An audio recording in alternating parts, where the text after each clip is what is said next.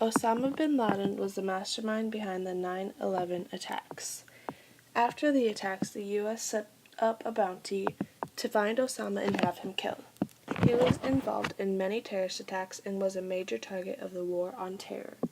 The War on Terror resulted in an international military campaign to eliminate al-Qaeda and other militant organizations that dealt with Osama. The U.S. found Osama and shot and killed him inside a private residential compound in Pakistan. This caused an uproar in the U.S. They were extremely happy because they felt like they got revenge on someone that caused them so much heartache. On April 16, 2007, on Virginia Polytechnic Institute and State University campus in Blacksburg, Virginia, Seung-Hoo Cho shot and killed 32 people and wounded 17 others in 2 separate attacks, approximately 2 hours apart, and then committed suicide. This was considered the deadliest shooting incident by a single gunman in U.S. history. The attacks received international media coverage and drew widespread criticism of U.S. gun culture and gun rights. This led to the passage of the first major federal gun control measure in 13 years.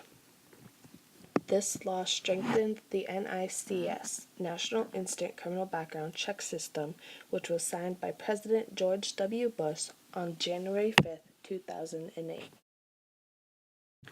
The World Trade Organization, otherwise known as WTO, is an organization that helps supervise and liberalize international trade. This makes it easier for countries to trade with each other by establishing rules and guidelines to trading. These rules help conduct business. Without WTO, the trading process would be a complete mess because it would have no leader. WTO is the only global international organization that helps regulate trade within other countries worldwide.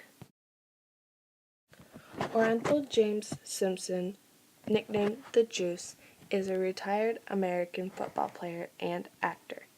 Simpson was the first professional football player to rush for more than 2,000 yards in a season, a mark he set in 1973. He also holds the record for the single-season yards per game average. Simpson was elected to the Pro Football Hall of Fame in 1985. After retiring from professional football, Simpson had a successful career as a football broadcaster and actor. In 1994, he was accused of the murder of Nicole Brown Simpson, his wife, and her friend Ronald Goldman. Ronald Goldman was a friend of Nicole's who, on the night of the murders, was taking Nicole's mother's glasses to her house. Investigators say that shortly after Nicole was stabbed, Ronald Goldman was too.